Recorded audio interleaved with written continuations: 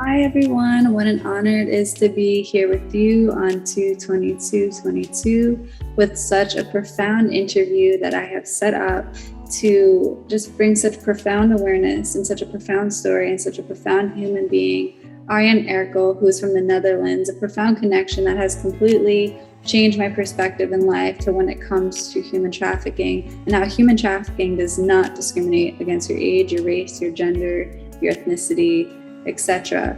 And how every individualistic story is so profoundly needed to bringing and raising awareness to what mainstream media or the stories that you hear about human trafficking don't get misaligned, and how you can hear right from survivors themselves and how they've taken that experience and turned themselves into warriors. And Arjan is just an amazing soul with profound wisdom, and I'm very excited for you to hear his story. He also has an amazing book that is released, and you can get it on Amazon, called Held Hostage. So I'm going to link everything below after this meeting, how you can amplify Arjan's nonprofit, Free a Girl USA, that is also expanding elsewhere. And what their goal is to go in and have these operations that go in and save the children. So we are bridging the gaps. We are putting the puzzle pieces together on how we are all going to continue building this army. We are so much better in numbers. So I'm very honored to have this human being being able to share all this profound information with you. And I can't wait for you to just hear his story. So without further ado, here's Arjan Erkel. Free a Girl presents Arjan Erkel, co-founder of Free a Girl. It is 2002 when Arjan Erkel is sent to the Russian Republic Dagestan by Doctors Without Borders. His life changes completely when rebels kidnap him out of his car that summer. Ja, die zijn eigenlijk mooi zo представляют, как моя жизнь была, deze месяцы, очень трудно. For 607 days, he is held hostage in a confined space of 1.5 by 2 meters. When Arjan is released after the support of the Dutch Ministry of Foreign Affairs, he is welcomed as a hero. Arjan Erkel. When the media attention quietens down, Arjan decides to put himself under the spotlight and share his story. Ik ga niet hier een slachtoffer zijn terwijl ik 20 maanden lang voor mezelf heb gevochten.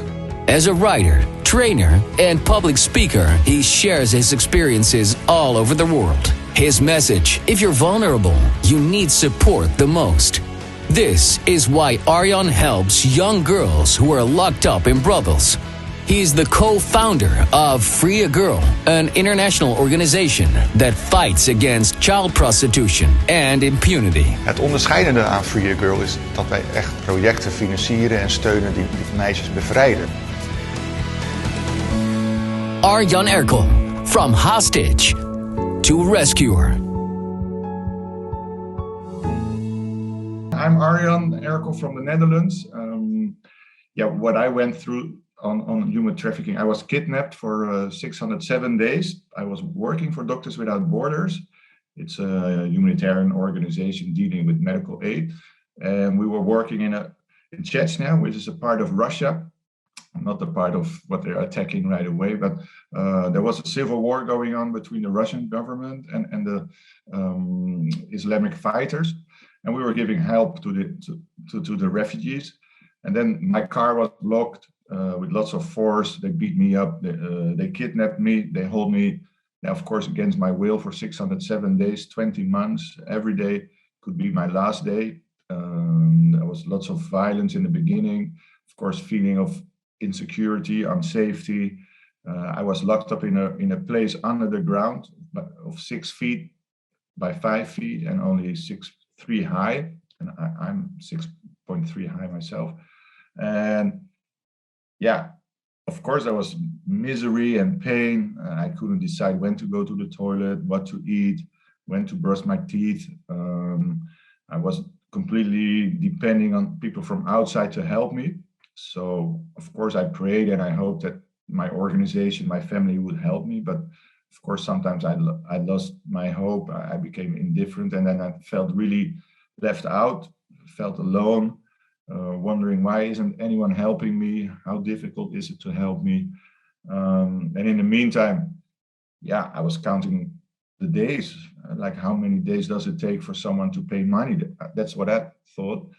I cried a lot in the beginning. I missed my family. I missed my girlfriend. I missed even the dentist because, if you're taking against your own will for 607 days, you start missing everything. I was wondering when they will kill me, how they will kill me. Will they bury me in Russia, or will I be sent home? Does it hurt if they take off your head? If they cut your throat, will you feel the blood touching your body and you feel the warmth of it? So all these miseries I felt. I don't know how much time we have, but in short, it took 607 days. And then, luckily a ransom was paid. And then, I was so happy, of course. I took a shower for the first time in 20 months. I could take a bath. I could sing. I could watch TV. There was lots of press because for 607 days they followed me. That was the good part. I was really famous in the Netherlands because, who kidnaps a person from an NGO always gets lots of attention, of course. But I wanted to go home. Luckily, my father came to Moscow to pick me up. And that was beautiful because I was sitting alone in a room waiting for my father to enter the room. And we saw each other. We started to cry from happiness.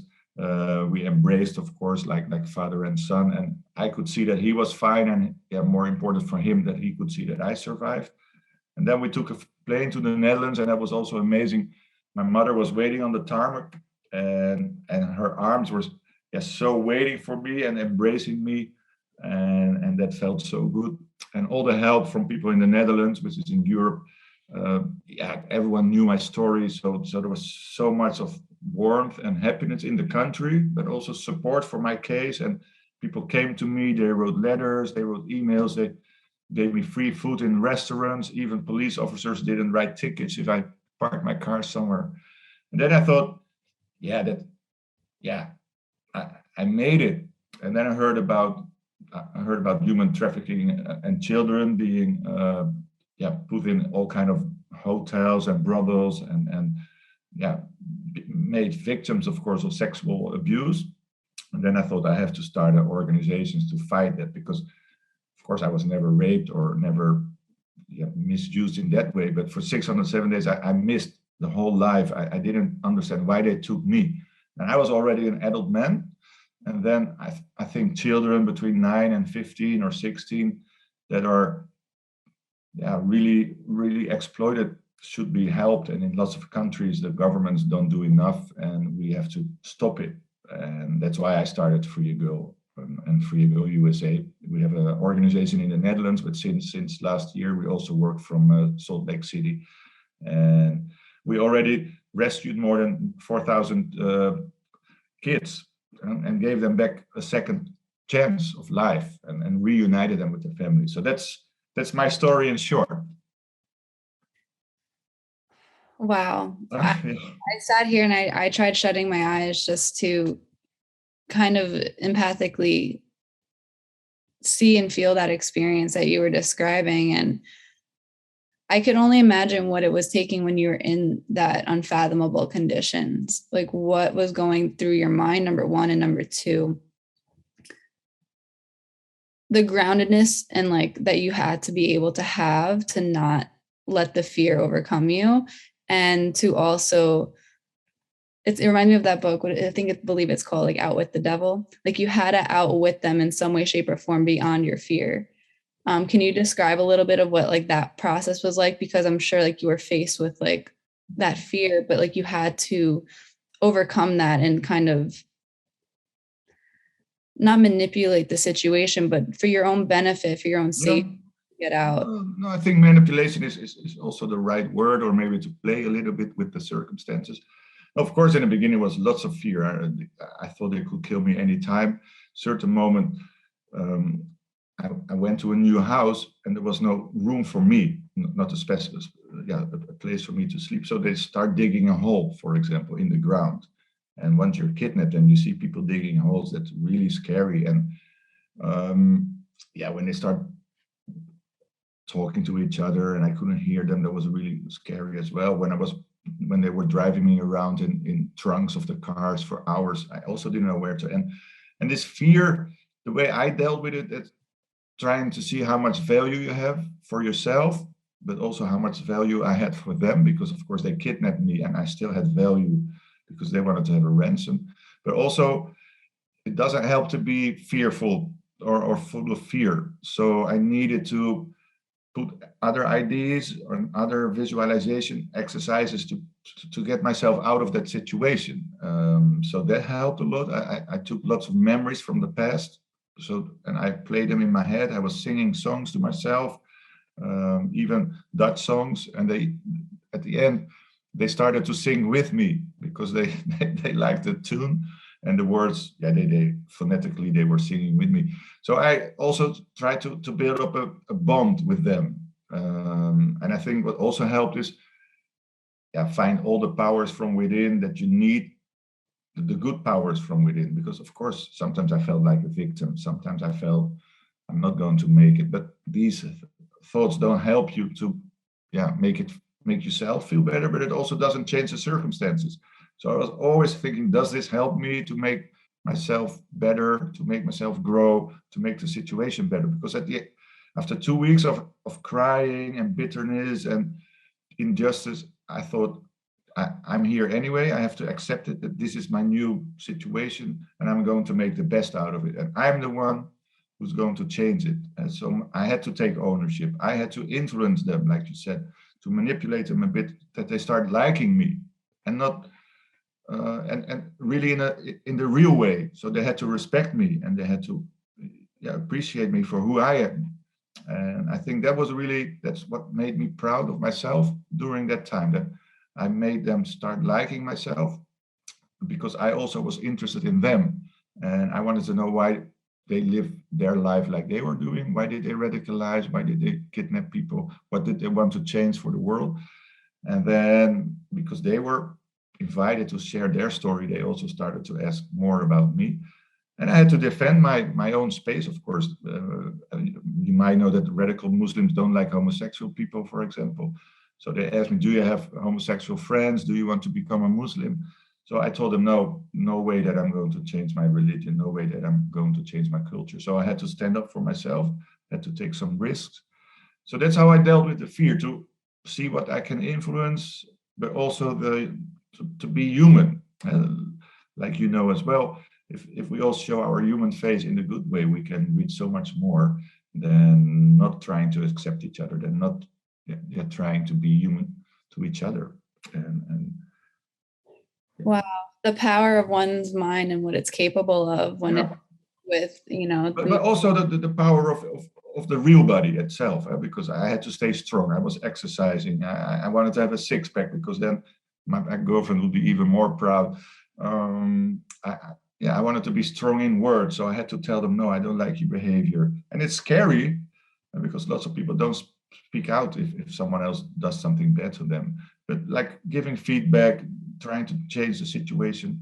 In the beginning, they didn't trust me, so I couldn't touch their food. They didn't want me to cook for them, but I told them, hey, I'm a better cook than you guys, so why don't you let me cook for you? And of course, I didn't want to, but you have to. Perseverance is also something sometimes we lose it a bit, because for lots of people, middle class and higher class, life is so easy that we are not used to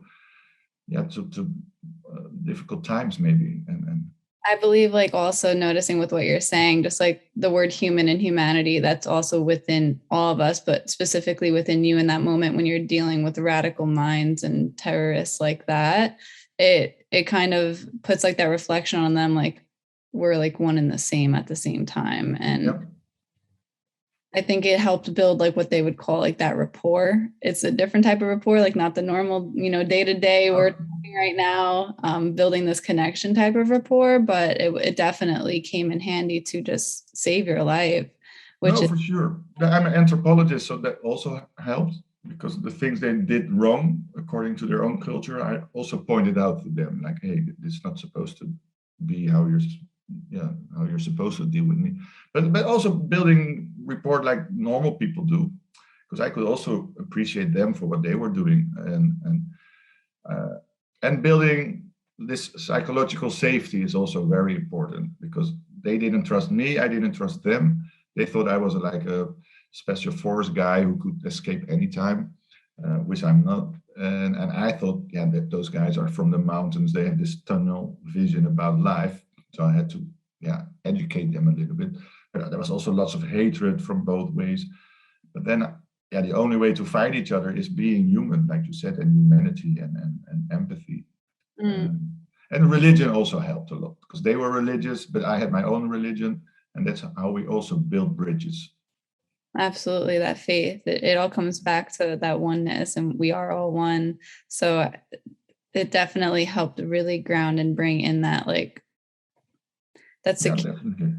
You know, that connection that you were trying to kind of work your way through. And I'm just speechless. Like, your story is just so profound. Now, were there any other, humans that were also trafficked or held for ransom in the same vicinity as you, or was it only No, you? I was the only one, but in that country there were lots of them, because it's sort of their way of, not, it's a bit maybe too much, but it's part of their industry. It's going on for decades already. So every now and then someone is kidnapped, and then, yeah, by paying ransom, and of course it continues. Wow. But no, yeah, I was always, yeah, quite happy that I was the only one, because I didn't feel that I would have the energy to help someone else.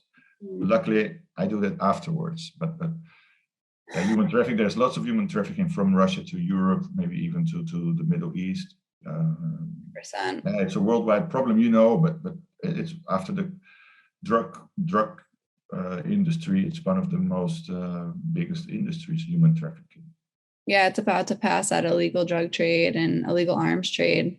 Yeah. Today, like, when it comes to a human vessel, like, you can sell them multiple times a day for multiple years, but you can sell a bag of like cocaine one time, and that's it's literally about to surpass that. So I'm just like trying to put myself in like this situation. Okay, now, we're free, you're free. What were the services, the resources, or the people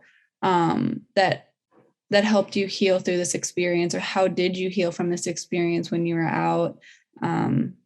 If you can tell us a little. I think, the basic was really my parents and my family and my girlfriend, because they waited for me. They were happy.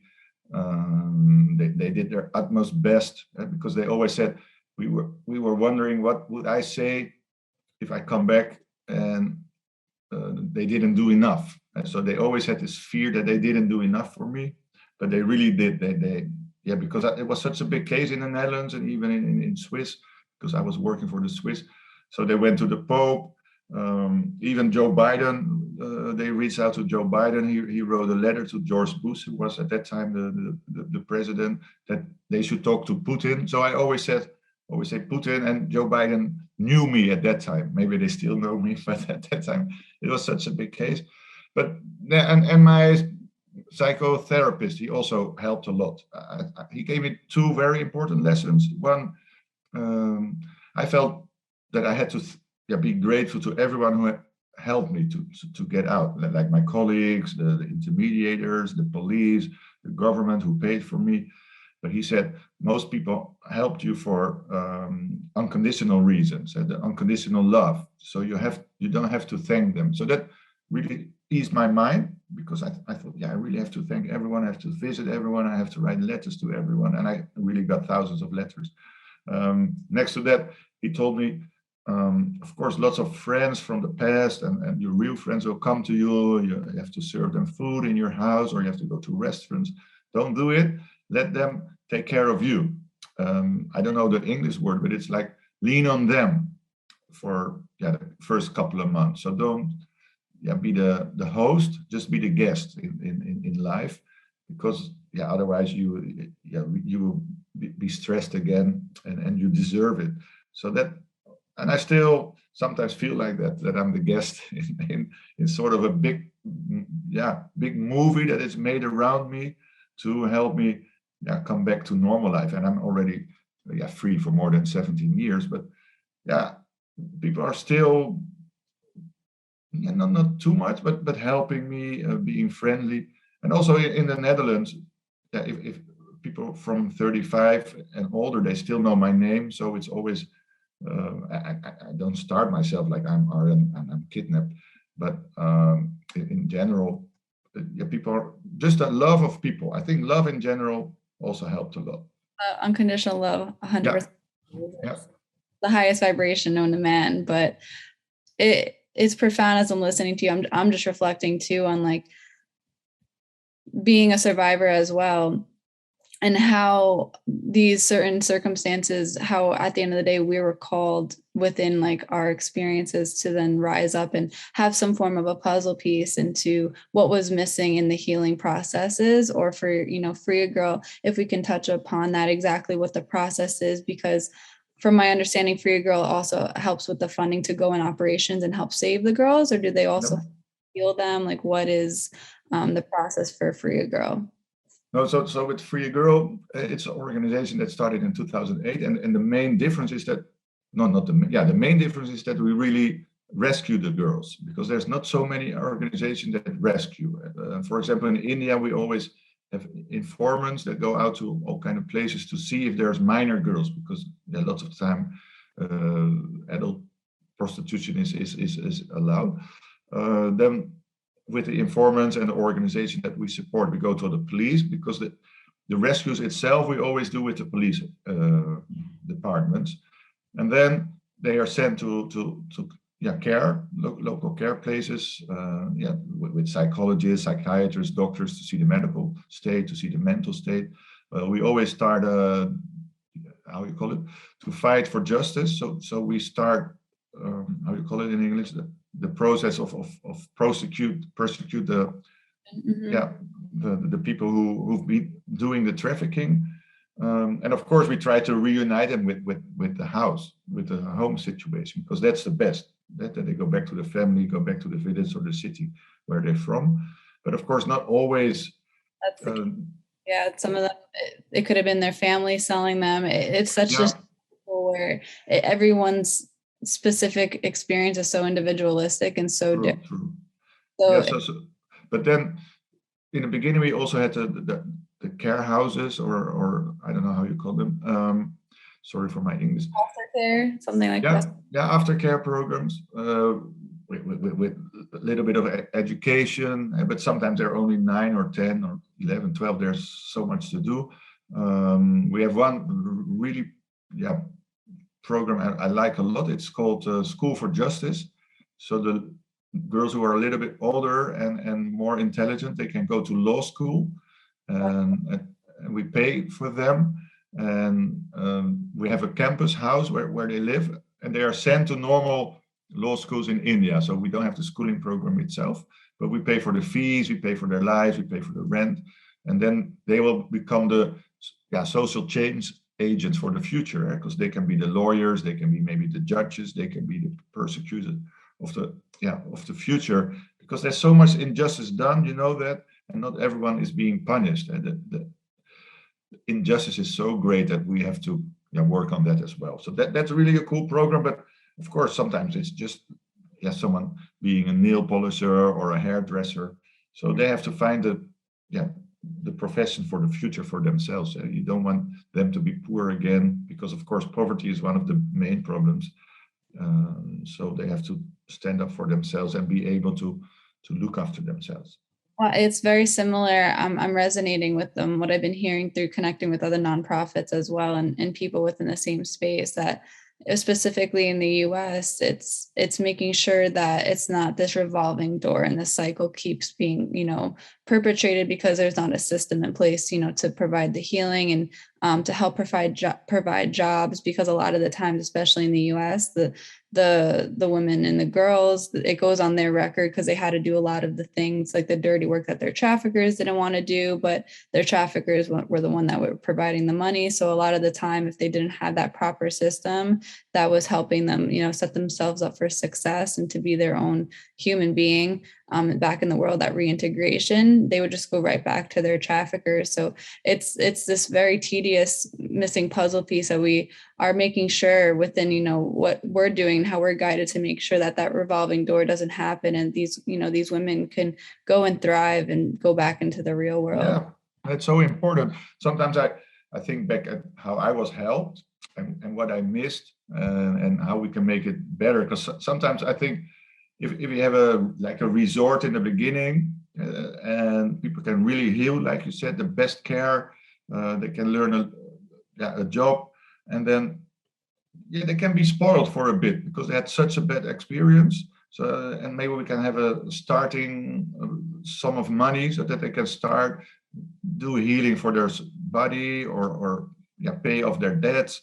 And that's the vision I was given as you're talking about the resort. And I know we're going to have a conversation after and how we can really integrate, our missions. But I was given that God-given dream of, I need to start this healing resort for the survivors, to give them, all the plethora of, holistic healing experiences, but also connecting with other nonprofits that are doing amazing work right now to help, small business owners see beyond the limitations that are put on them right now, whether it's, they have a record or whatever it is, and they're getting them getting them housing, and they're thriving, and they're working up the chains. And some of the girls have become like COOs of amazing companies. So it's just putting them in the right position to succeed at the end of the day. But if there's one thing that I can really ask for the people that are watching right now and they want to support in any which way within, like, the missions, or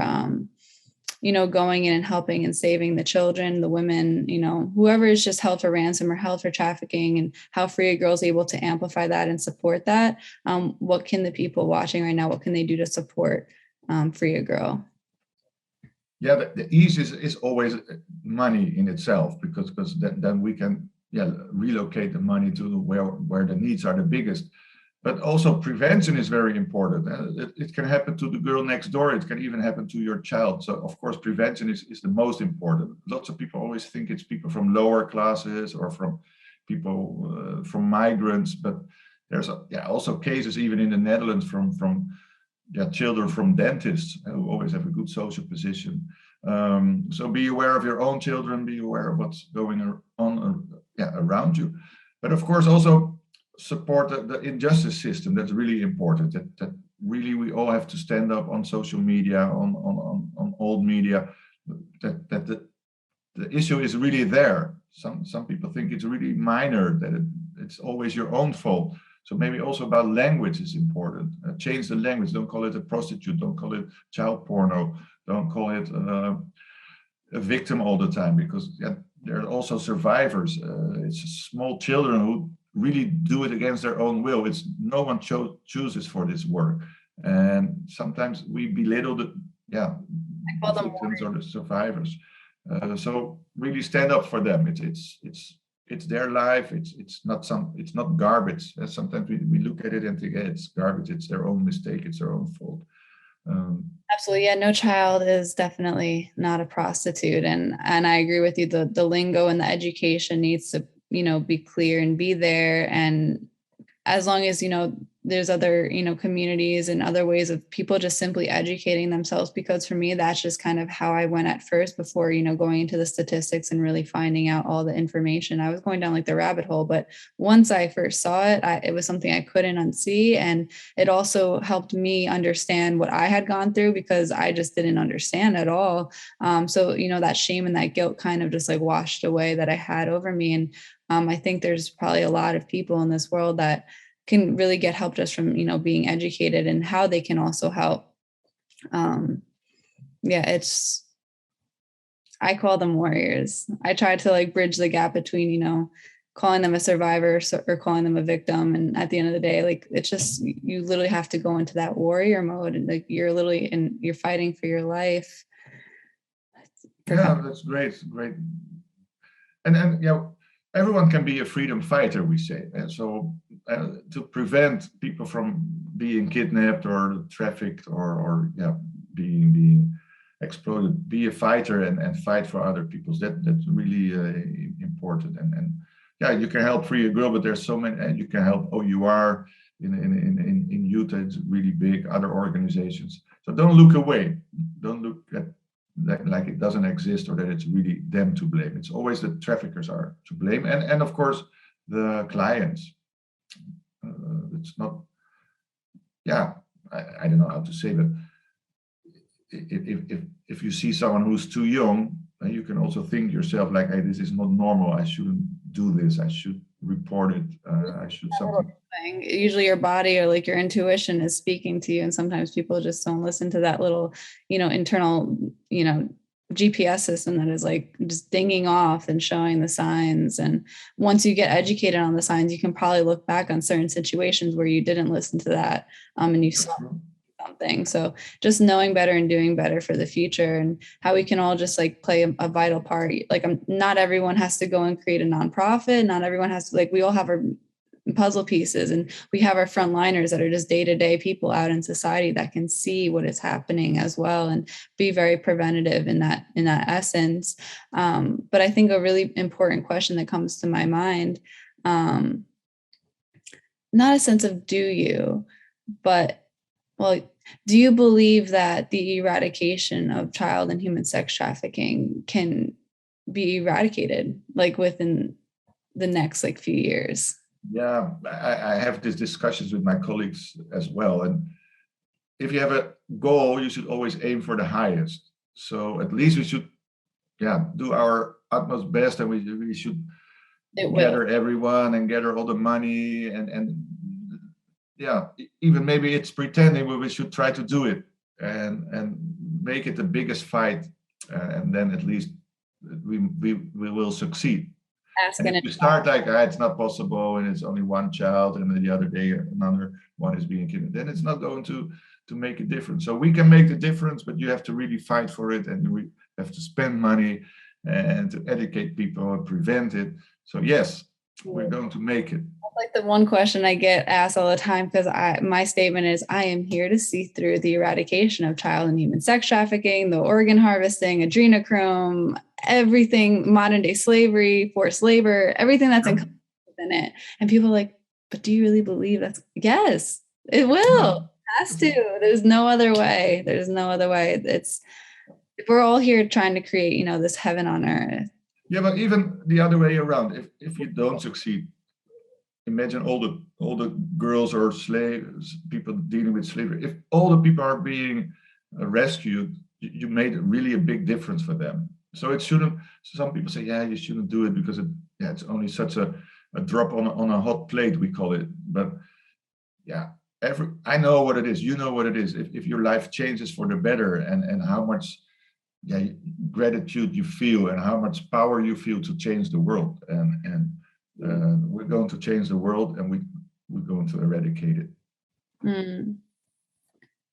If there's one more message that you can give that you feel is very vital, whether it's what people need to hear when it comes to the topic of human trafficking, when it comes to it's not, just children, it's situations like that you've been through, and like how, human trafficking doesn't discriminate, whether your race, your ethnicity, your gender, it truly doesn't. I think that's a message in itself already, and we should repeat it all the time, because what I find out, especially with trafficking of females or women, that it's always them to blame. So even people wanted to say, you're to blame because you're in the wrong spot on the wrong time, but it's never the fault of the one who's being kidnapped or being trafficked or being sold. It's always the people who are doing the deeds. They are the one to blame. They should be prosecuted, and I think we should put more money and more efforts in the prosecution, definitely, and in changing attitudes, changing culture. So that's also important. Yeah, I see that too with connecting with people out here in the US about it. Because for me, it was just like I was encompassing. I don't see borders, so it's just I see it as a humanitarian issue. But since I am, representing the USA, like I did take a second to really hyper focus on how it's happening, like right in my backyard. Yep. And it's very interesting. And like what you're saying, especially when I've connected to a lot of the warriors here and the people who are, creating, the safe houses or just the tools in the system and the resources that are needed to help these women. A lot of the times I'm hearing, you're right. It is being put on the women, like, well, what were you wearing that day? Or like, whatever it is, like, it's like these things that are put onto at the time, the victims of this, who were just doing what they felt they needed to do to protect their lives and to keep themselves safe. And it's like this weird trickling down system that at the end of the day, so now the woman's persecuted, the traffickers are still free, but it's this system that is still funding the people who are getting the money from traffickers and because of drugs or whatever it is. And it's all very interconnected. At the end of the day, I've heard some survivors talking about how, there's a lot of people in politics who are getting money from these traffickers because, whatever it is, somehow it's making the money. So they're pointing to the girl to just like kind of fault. And it just goes up, the ladder of like how interconnected it is with, the extremist version of like what goes on in the system and in government and big corporations and things. No, for sure. If I can interrupt you, I don't know if you knew about the Yazidis, which it's a tribe in Syria, and 15,000 girls were taken into slavery. But then the guys were selling them on YouTube, on Instagram, through Google. So, of course, you cannot blame Google and Instagram for everything they do, but they didn't stop it soon enough. So we should change the culture. We shouldn't make it possible for them to publish on internet, either if it's the normal web or the dark web. There's just no place for it. More protection. Yeah, more protection. Wow. So I am just beyond speechless. I'm beyond honored that, you were able to just shed some light, share your story, and people can I show my book? Absolutely. Yeah, it's called Held Hostage on Amazon. So. Absolutely. I'm going to put down below all your book, your Instagram, how people can... and freeagirl.com. Absolutely. Just how people can stay connected with your story. And if we, if everything goes well, we can hop on this again. I'm going to maybe ask some people in the comments if they have some more questions. We can maybe hop on another, Zoom call to answer some of those questions and whatnot. Yeah, I'll be happy to do so. Yes. Thank you for the interview. Absolutely. Thank you for your time and your energy. And I'm just looking forward to see what we can do together to make sure that we do see through the eradication of... Yeah, truly we do. Okay. Absolutely.